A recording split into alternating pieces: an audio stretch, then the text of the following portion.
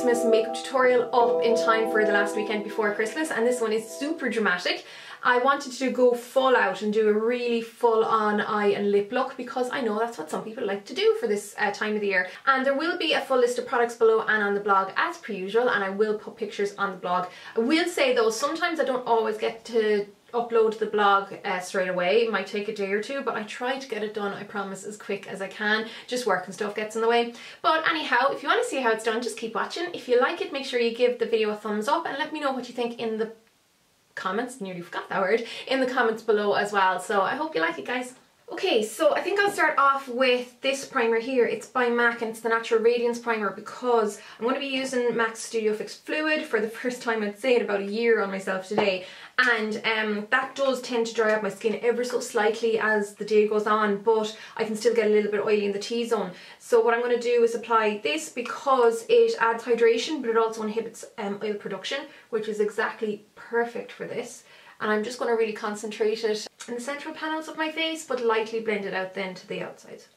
Give this guy a good shake because, like I said, I haven't used this bottle in quite a while, and it is NC15 that I use. I'm going to pop one pump on the back of my hand, and we'll see how far that goes and if I need to add a little bit more or not.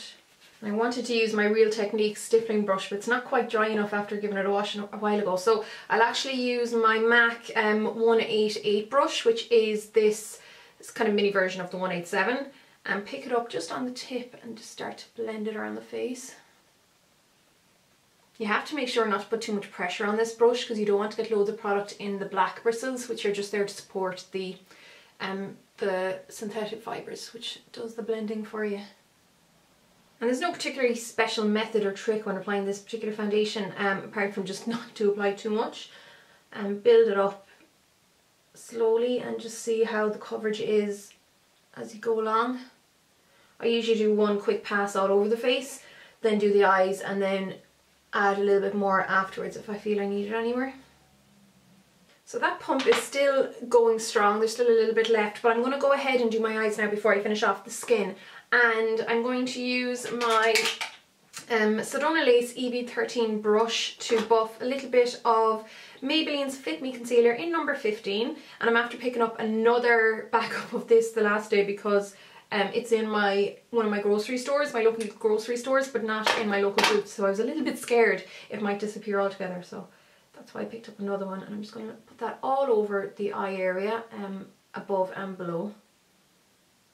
And I'll probably need to apply a little bit more after the eyes are done, but for a base for eyeshadow I'm going to use my Painterly Paint Pot by MAC, and it's just like a skin coloured cream eyeshadow, and it sets though, it sets dry, so it's really good for, you know, keeping your eyeshadow in place, but you do have time to play around with it. So just picked up some there on on a cotton bud, and I'm going to apply this to the eyes. So I'm bringing this right up to the brows because it is like such a natural colour, so you don't have to worry about it looking gaudy. And the trick with this is to apply your eyeshadow over before it has a chance to set. So I'm going to get some of Satin Taupe here by MAC and apply that to the moving part of my lid.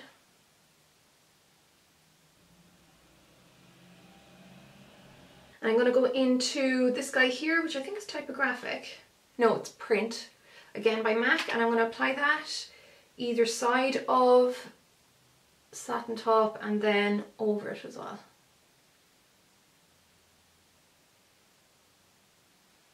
I'm quickly going to throw some black Kohl pencil into my waterlines before I add any more eyeshadow.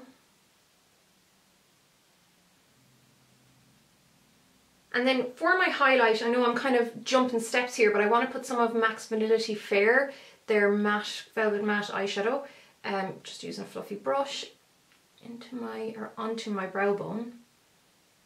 And this will also be a base for my crease colour to blend over. I'm going to put some of that as well onto the inner corner, either side of my nose bridge. This is definitely one of those times when the artist in me thinks I don't want anyone to see the process until the finished product because it looks a bit crazy, but it should turn out okay. And what I'm going to use next is one of my newest eyeshadows by MAC, and it's Uninterrupted ProlongWear eyeshadow, which is kind of quickly obtained a bit of a cult status, I think. It's just this really cool kind of mustard brown colour. I'm going to apply that above where Print is, but I will be putting a darker colour then into the crease in a minute. But I really love marrying like a really warm colour like this with the cool greys. Make sure I've plenty concentrated on this inner corner as well. I do tend to bring this right up to kind of where my eyebrow starts in the inner corner. And I'm going to use the same fluffy blending brush and apply it underneath the lower lash line as well. And next I'm going to go back into Print and then start to blend that into the crease, just using the same blending brush again. That's why I tend to go from the lightest colours to the darkest colours when using any one brush, so I don't have to kind of clean it in between. And then using the first eyeshadow brush I was using, oh, it's gone very bright all of a sudden. Anyhow, using the first brush I was using, I'm going to use that, the tip of it, because of course it's much more narrow than a blending brush. Apply Print underneath the lower lash line.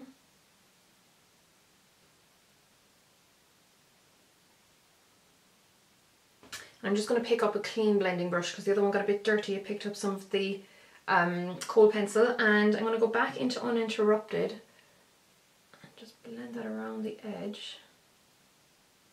Again, just around the edge of Print as well. And if you have it, I think there's no harm in having a clean blending brush just to buff around the very edge of the eyeshadow. I think it can be all the difference, it can make all the difference to how, you know, how soft the blend is.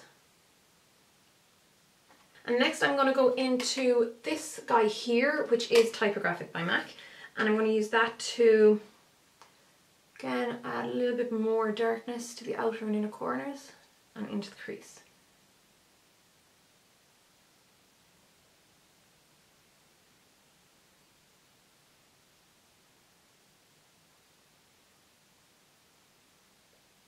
Again, I'm just running a little bit of that underneath just to make the bottom a tiny bit smokier. And using a angled brush, or an angled brush, I always say a angled brush for some reason, I'm going to pick up some of the Typographic and literally push it right against the lash bed. This will just add a little bit more drama. If you want to run your blending brush just along the bottom of that again, so that it's not too harsh. But you can see, I think that just makes a big difference to how dramatic the eye looks. And now I'm going to apply some black liquid eyeliner, and I'm going to use my NYX black liquid eyeliner, which is one of my favourite eyeliners from the pharmacy, definitely anyhow, and this is one of those ones with a tiny little nib, and I need a small mirror for this. And I'm just going to apply my eyeliner. So I don't think it's going to be a particularly fancy shape.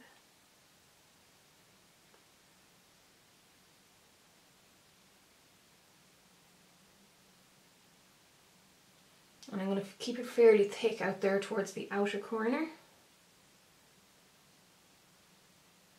And just drag the line straight out from the lash line.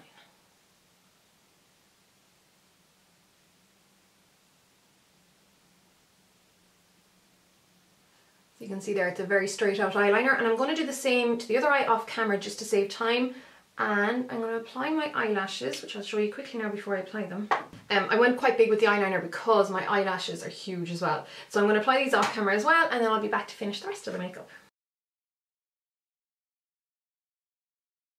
Okay, so I obviously skipped ahead a little bit and I just fixed up my base, and the only other thing that I used that you wouldn't have seen was to use some of my Pro Palette Concealer by MAC to deal with this gazonga of a spot, and then I went over and set everything with my Mineralize SkinFinish Natural in Light. And then for my brows I just used my Catrice Brow Stylist pencil, which is just a dark brown eyebrow pencil, and then MAC's ProlongWear Waterproof Brow Set in Quiet Brunette over the top, which I absolutely love. I love the warmth it gives to my brows. Now for my base I'm going to use, if I can find it, my desk is so messy at the moment. But yeah, I'll use the NYX Taupe Blush and the e.l.f. Mineral Powder Brush to apply it. And the annoying thing about this spot is that it's right in the path of where I contour, so it's really hard to apply contour without brushing away the concealer, because it doesn't matter how well it's set, if you're like rubbing the brush over it a good bit, it just comes away, which is a bit of a pain. So I'm going to apply this underneath my cheekbones, and again, because it's quite a dramatic look I'm going for, I'm not going to be too shy with the contour. So we'll see how it goes here.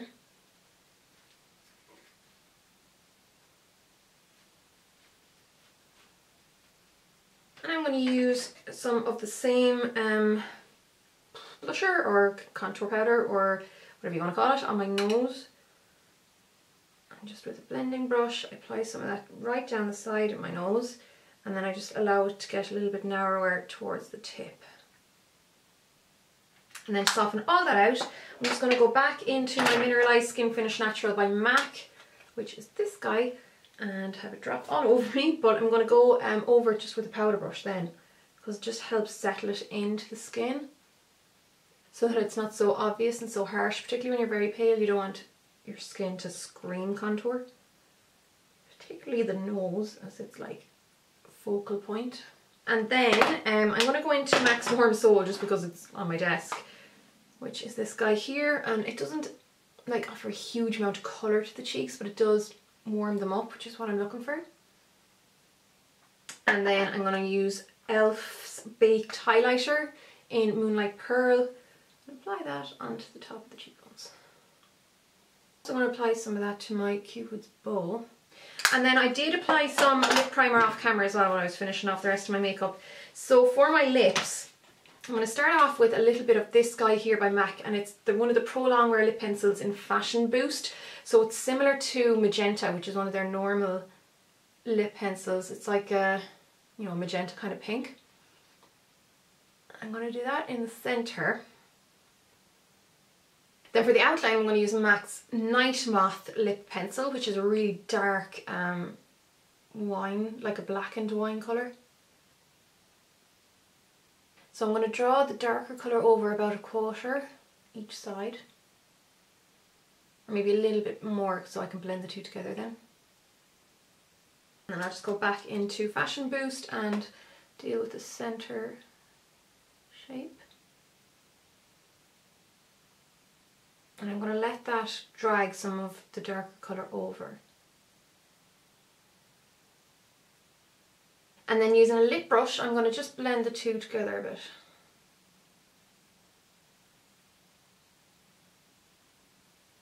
Which means just kind of dragging the darker colour a little bit over to the lighter colour. Okay, then for lipstick, I'm going to use my Violet Fatale by Tom Ford, which is a gorgeous violet pink. And I'm going to brush that onto the lips.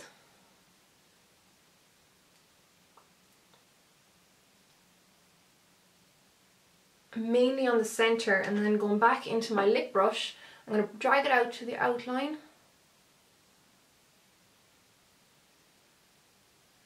And then drag it lightly into the outer corners. I don't want to totally cover the outer corners though. And then to finish everything off, I'm just going to apply some lip gloss, and this is by Sleek Makeup. It's the Gloss Me Forbidden City lip gloss, which is a gorgeous, like again, like a wine colour, but it has a little bit of a sparkle in it. And again, I'm just going to concentrate that in the centre and then blend it in. I love these glosses because they're not at all sticky. So here's the look, guys, and I didn't bother doing anything with my hair because I'm actually going to the gym straight away after this. I even have all my gym gear, my gym bra and my gym gear on now, so not the most festive of wear, but it'll give you an idea for the makeup, and this is definitely something I would happily wear out on a night out. So let me know what you think in the comments below, and let me know what you're going to be wearing for Christmas as well, for makeup this year. I actually don't wear makeup on Christmas Day. I barely even get out of my pyjamas on Christmas Day, to be honest, but I'd love to know what you're all going to be wearing and what makeup you're going to go for. So like I said, let me know in the comments below, and have a lovely weekend and take care. So long, guys.